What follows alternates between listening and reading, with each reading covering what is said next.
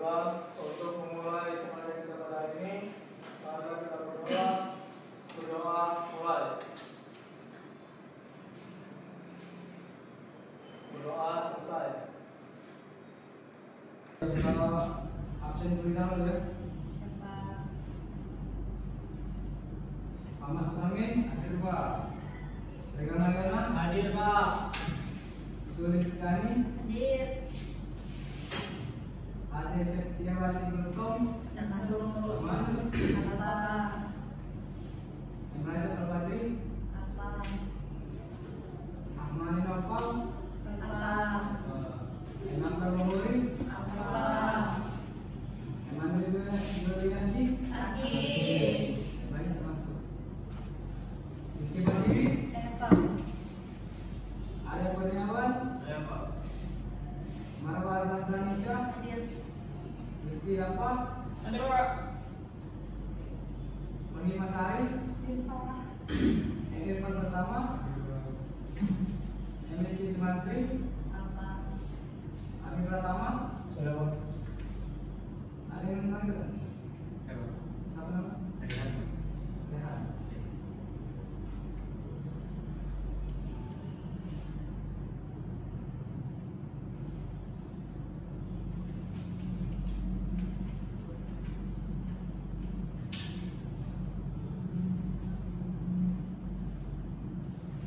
Oke, baiklah. Bapak di sini ingin mengajar mata kuliah keselamatan kisah kerja.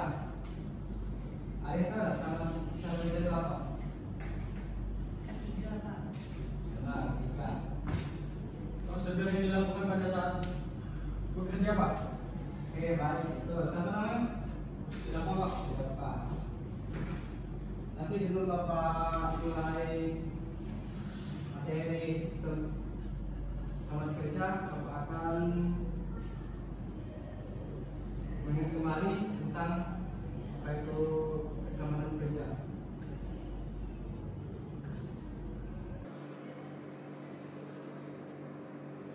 Oke, baiklah. Keselamatan dan kesehatan kerja. Keselamatan dan kesehatan kerja merupakan usaha untuk mencegah setiap perbuatan atau kondisi tidak selamat yang dapat mengakibatkan kecelakaan dan kerja, baik dari perusahaan maupun dari pekerja itu sendiri. Jadi menurut kamu keselamatan dan kesehatan kerja ini baik nggak untuk perusahaan itu sendiri?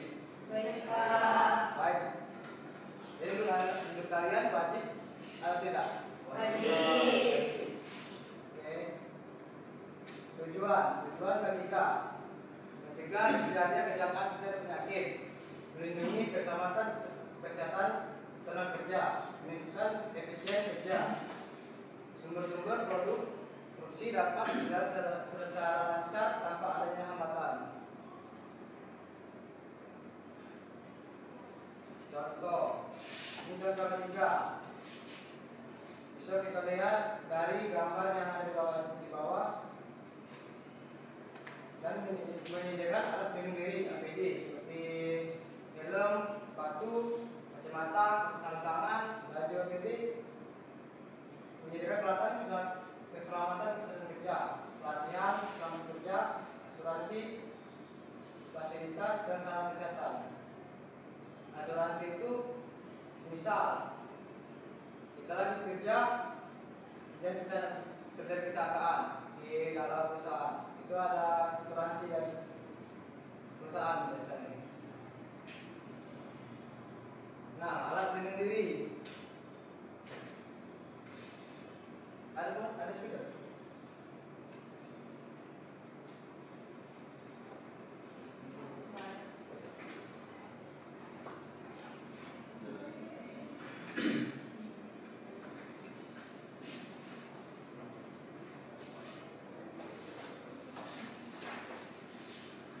Coba ada yang bisa jelasin nggak? Helm untuk apa? Melindungi kepala. Apa lagi? Yang tahu? Pelindung kepala dari Bahaya. dari Bahaya menyalakan menimpa kepala, Pak. Oke, baik. Seperti benturan. Biasanya helm ini harus safety agar kuat, dilengkapi dengan kain lampu agar helm tidak mudah copot. Masker pelindung pernapasan. Rompi break proyek biasanya digunakan di proyek perusahaan. Setiap perusahaan masih mewajibkan memakai rompi breaker. Sarung tangan. Coba jarak, bisa. Sarung tangan mungkin tahu. Melindungi tangan, Pak. Kalau misalnya lagi melakukan pekerjaan supaya tangan tetap terlindungi, Pak. Agar tidak cedera, tidak kena besi-besi kayak orang-orang gitu misalnya. Oke, baik, betul Zara Nisa. Jadi sarung tangan wajib kan? Siapa? Tuh. Kacamata ini biasanya dilakukan oleh orang pengelas sebab cahaya itu terlalu silau bisa mempengaruhi mata kan. Kacamata juga bisa melindungi kita dari keserpihan seperti besi kecil-kecil kan, debu juga bisa. Kacamata ini wajib betul kita bekerja. Telinga ini meredam kebisingan seperti kita lagi di lingkungan bising terlalu tinggi kan.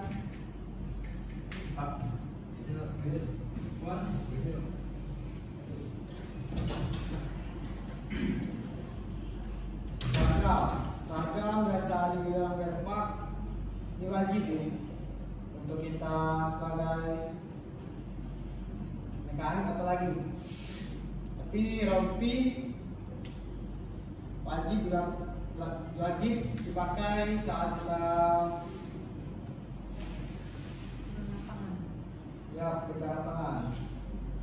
Sepatu keselamatan, safety atau sering disebut APPOD. Apa itu Dan? Sepatu itu apa? Melindungi kaki dari segala bahaya yang mengancam kaki. Seperti misalnya terdapat paku di tempat proyek, itu harus safety kan dilengkapi besi kan Pak? Ya, besi. Yang melindungi kaki supaya tidak kena paku, terkena jatuhan benda kerja seperti besi atau belok kayu. Oke, betul. Baik, rekan. Oke, Bapak lanjut. Macam-macam kecelakaan kerja, jenis kecelakaan kerja terjatuh, tertimpa benda, tertumbuk atau terkena benda, terjepit oleh benda, pengaruh satu suhu tinggi, terhadap listrik, kontak benda-benda berbahaya atau radiasi. Penyebab mesin, misalnya mesin pembangkit tenaga listrik, mesin pengalir kayu dan sebagainya. Alat angkut, misalnya alat angkut darat, alat angkut air, bahan-bahan zat-zat dan radiasi, misalnya bahan peledak, gas kimia, zat-zat dan sebagainya. Lingkungan kerja, di luar bangunan, di dalam bangunan dan di bawah tanah. Penyebab lainnya yang belum tersentuh di atas ini.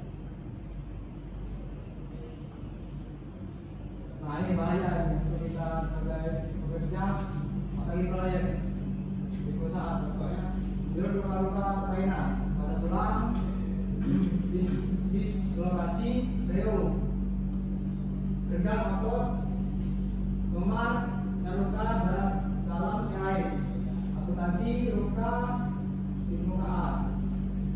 gegar dan remuk, luka bakar, keracunan udara, pengaruh radiasi.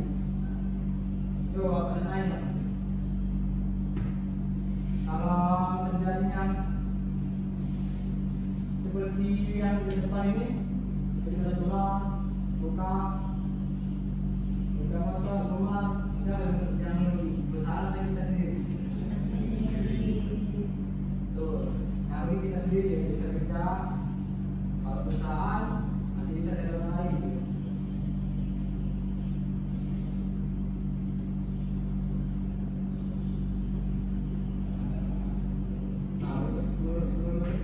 Menurut ketat kelainan atau luka di tubuh, kepala, leher, badan, anggota atas, anggota bawah, dan ketat lain.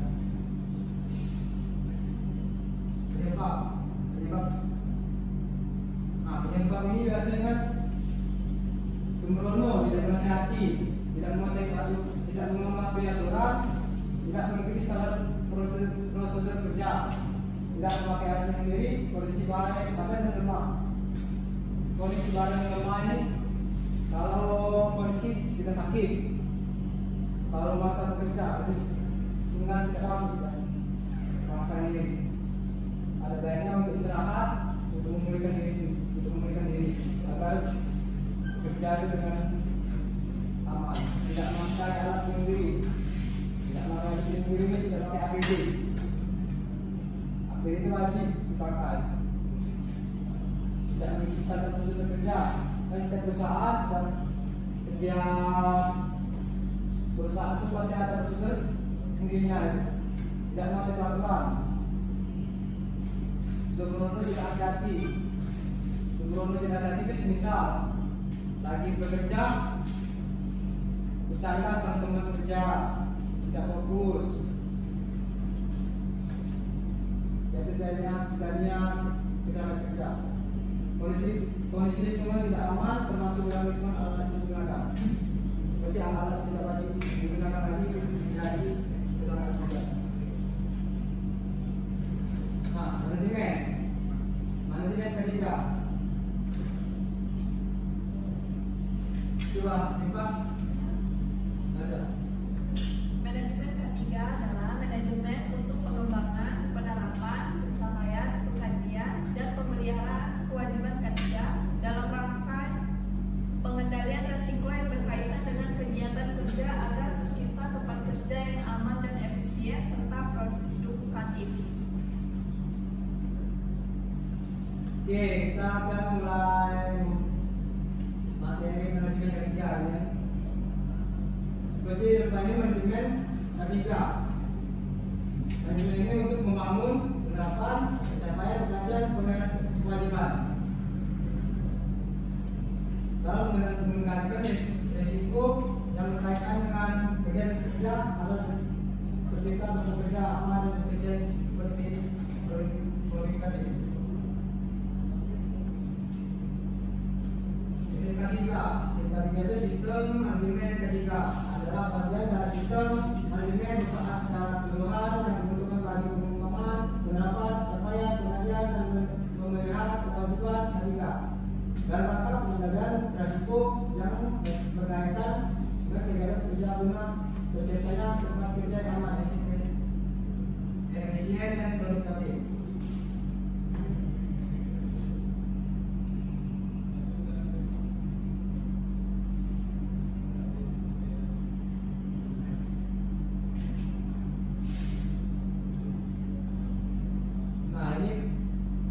Basic dasar yang tadi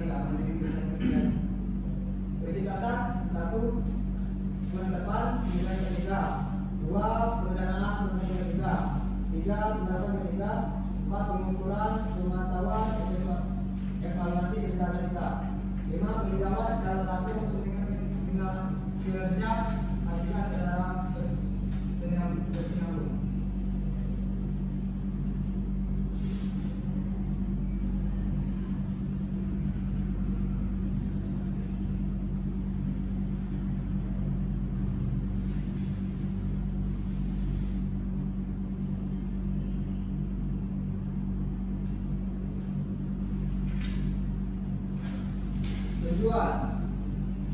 Tujuan penerapan sistem manajemen K3. 1. Menempatkan tenaga kerja sesuai dengan harkat dan martabat sebagai manusia. 2. Meningkatkan komitmen pemimpin dalam melindungi tenaga kerja. 3. Meningkatkan efisiensi dan produktivitas kerja untuk menghadapi globalisasi. 4. Proteksi terhadap muslim dalam negeri. 5. Meningkatkan kaedah saing dalam perdagangan internasional. 6. Mengeliminir boikot SM internasional terhadap ekspor nasional.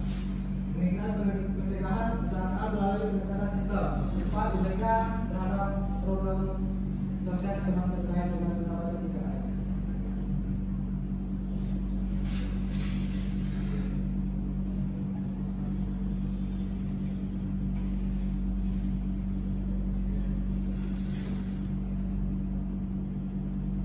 Manfaat sistem manajemen K3.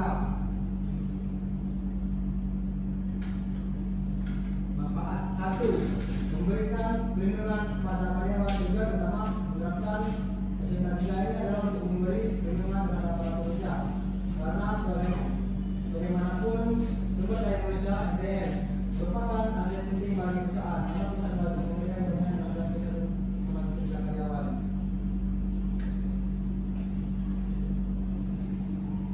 Ini nomor 1 ini biasanya setiap perusahaan pun pasti ada Tick safety. Tick safety itu wajib untuk mengingatkan karyawan yang akan untuk selalu memakai safety, APD agar terjadinya kecelakaan kerja. 2. Membangun sistem manajemen kerja efektif, memperlakukan aturan dan program kerja. Tidaklah dibutuhkan prosedur yang tepat sistematis supaya semua pemain kerja berjalan dengan terorganisir, terarah, dan efektif. Apa ditulis? Coba tulis badan tiga tulis. 3. Mengurangi pengeluaran biaya manfaat lain dari penerapan SMK3 adalah mampu mengurangi pengeluaran biaya ketika terjadi kecelakaan kerja, penyakit akibat kerja, dan kerusakan. Perusahaan akan mengeluarkan sejumlah biaya. Jika perusahaan berhasil menjalankan sistem manajemen K3, bentuk-bentuk pengeluaran tersebut dapat diminimalisir. Oke, baik, terima kasih tulis.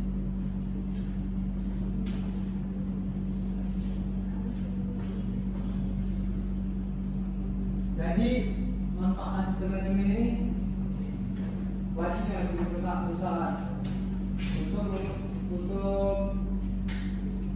mengurangi pengeluaran biaya dengan ketika kerja. Perusahaan mengeluarkan jumlah biaya dengan sistem manajemen K3 untuk menggunakan sistem dapat diminimalisirkan. Kita betulnya tim safety untuk mengingat semua karyawan untuk tidak terjadinya kecelakaan kerja. Karena kan kalau terjadi kecelakaan kerja itu kan tim safety yang selalu disalahkan. Kok bisa terjadi kecelakaan kerja? Oke, baik, lanjut. Landasan hukum. Ini hukum manajemen sistem manajemen K3.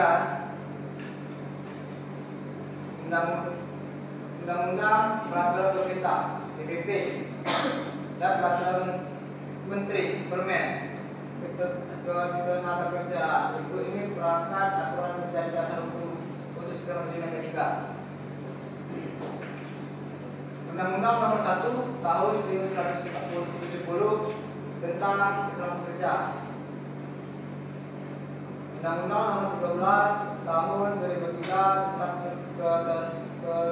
ketenagakerjaan pada pasal 8697. PP Nomor 50 Tahun 2012 tentang penerapan sistem manajemen keselamatan kerja.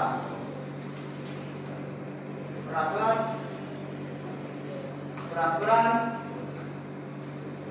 Menteri atau Permen Ketenagakerjaan Nomor 26 Tahun 2015 tentang penyelenggaraan pembiayaan penerapan sistem manajemen kerja. Ya, untuk kesimpulan, siapa yang bisa disimpulkan dari mata kuliah kita tadi?